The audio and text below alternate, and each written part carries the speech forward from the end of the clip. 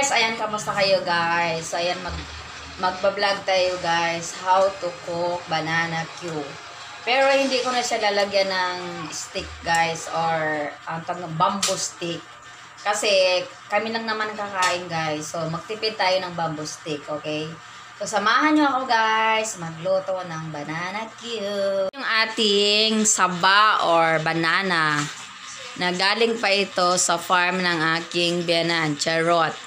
So, samahan nyo ako guys hanggang sa dulo ng ating pagluluto ng banana kiss. So, yun guys, mag-start na tayo how to balat sa ating saging saba. So, ganyan lang siya kasimple guys.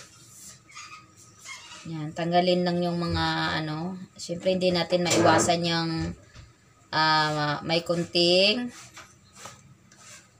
sira ng saging. So ganyan lang magbalat ng saging, guys. Ayan. Linisin maigi ang saging. So yung iba pala guys, hindi ko siya isasama yung may green pa yung balat. Kasi masarap ang banana Q kapag hinog na hinog, 'di ba? Matamis siya. Tapos yung soft niya, kakaiba kapag hinog na hinog. So yung iba guys, hindi na natin isama muna. So baka gawin ko na lang siya ng turon sa next vlog naman natin guys. So, yung iba talagang hindi ko siya isama. Kasi kita mo guys, pag hindi siya hinog na hinog, tingnan mo ganyan. Pag nagbalat kayo, ganyan siya. Pag hindi siya hinog na hinog. So, ito, i-stop na natin itong part na to. Itong piling na to. Dahil nga, mayroon pa siyang green. So, nakita nyo guys, ayan, may green pa. Hindi pa talaga siya yung hinog na hinog. So, ito siguro guys, ito isama natin. Ayan. Ano, diba? Mahalata nyo guys kapag hindi pa masyado hinog yung saging kasi nga yung pagbalat nyo. Ayan. So, iwan na natin to kasi may green pa siya. So, tabi lang natin to. Ito ay hinog na super. Ayan.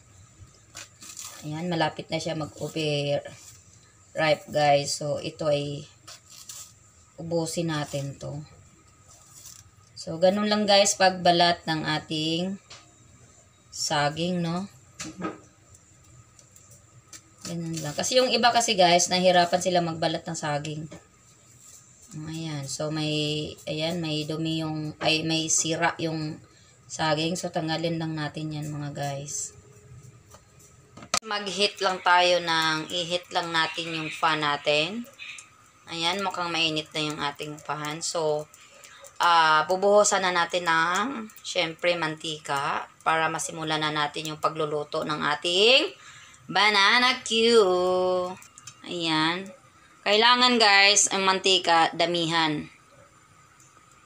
So, ganyan kadami yung mantika natin guys. Sa ganito kadami ganyang kadami na saging. So, enough na yung ganong mantika. Ganong kadami. So, hayaan lang natin guys na maging mainit bago natin lagyan ng brown sugar. Kasi kung hindi po mainit yung mantika, magdikit-dikit yung ating saging. So, kailangan talaga guys yung ating mantika ay napakainit bago natin ilagay yung brown sugar para maging maganda yung texture nung saging natin at yung asukal or yung brown sugar na ditikit doon sa ating saging. Ang gagamitin nating asukal, brown sugar na 1/4. So, enough na din to guys sa ganito kadami na saging. Kikita nyo, umusok na yung ating mantika. So, ibuhos na natin yung ating asukal.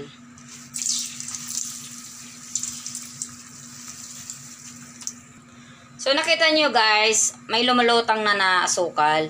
So, yan yung perfect guys na saka nyo ilagay yung saging saba para maging maganda talaga yung kalalabasan guys. Tingnan nyo Ayan, lumulutang yung ating brown sugar.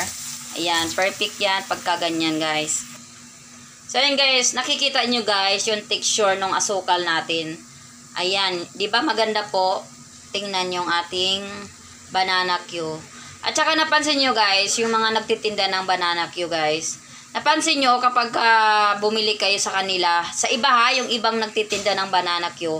Ang iba nyo guys, ang iba yung nagtitinda guys, pag tinitingnan nyo yung saging, yung asukal, ay parang hindi siya natutunaw. Kasi ang ginagawa nga nila guys, kahit hindi pa naman mainit yung mantika, at saka hindi pa lumulutang yung asukal, nilalagay na nila. Kaya ang ending guys, yung asukal, dumidikit dun sa saging na buo pa yung asukal. 'Di ba? Ang pangit ng ganon. So maganda talaga yung natutunaw yung asukal na dumikit doon sa may saging. So nakikita nyo guys, 'di ba ang ganda tingnan? So ganyan po ang sikreto guys na para maging maganda tingnan yung ating banana kiss. Kahit naman guys hindi ito paninda, dito lang naman sa amin merinda lang to. Pero para dapat maging maganda rin talaga ang kalalabasan ng ating banana Q. So actually guys, dati kasi nagtitinda talaga ako ng banana Q, ni-stop ko lang. So ayan guys, 'di ba ang ganda ng tingnan yung ating saging. Guys, kapag ganyan ang itsura ng saging, okay na yan siya guys. So ready to i-steam na natin doon para matanggal yung mga excess na mantika kapag tinanggal natin siya dyan. Ayan, yung ating streamer. Then, sasalukin na lang natin dito. Ganyan. Ilagay dito. So, ayan. So, yun na guys, nakalagay na sa streamer yung ating nilutong saging. So, ayun guys, meron pa tayong natirang saging. Ayan, so ilalagay na natin siya sa mantika ulit. Dito natin siya ilalagay ulit. Dahil mayroon pa tayong remaining na saging at yung asukal na nailagay na sa mantika.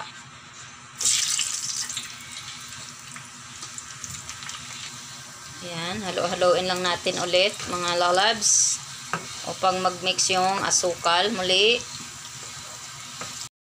So yun guys, luto na yung ating banana Q. Ayan yung kadami yung ating banana Q. At naalala nyo guys kanina, nung bago tayo magluto ng banana Q. So, di ba 1/4 lang ang kumbaga kinuha ko. So, ayun guys, 1/4 pero kalahati lang ginamit ko na brown sugar. Pero yan na yung nalalagyan natin na saging. So, marami na siya guys.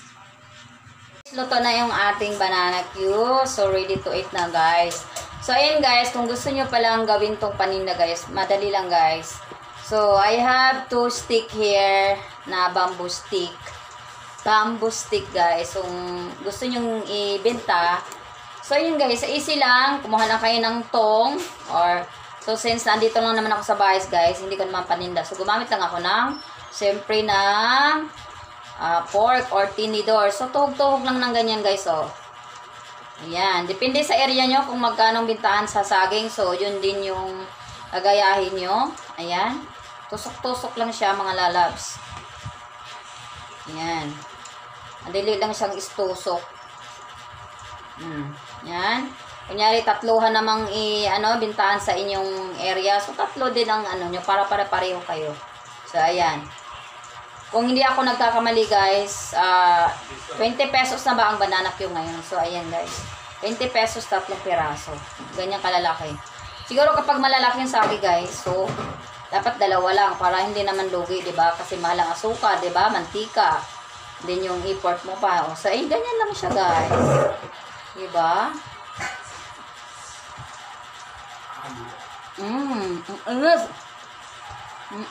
Harap. Legit na, mga lalabs ko. Ayun, guys. Kung kayo ay bago pa sa aking YouTube channel, guys, please don't forget to click subscribe. And please share this video if you happy. So, thank you so much for watching, guys. Ingat po kayo, guys. Bye! I love you. Let's eat. Thank you so much sa aking mga viewers dyan. Thank you very much po talaga sa inyo guys.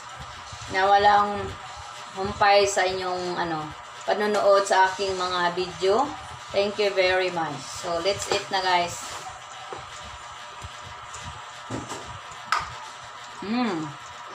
Marami. Bye!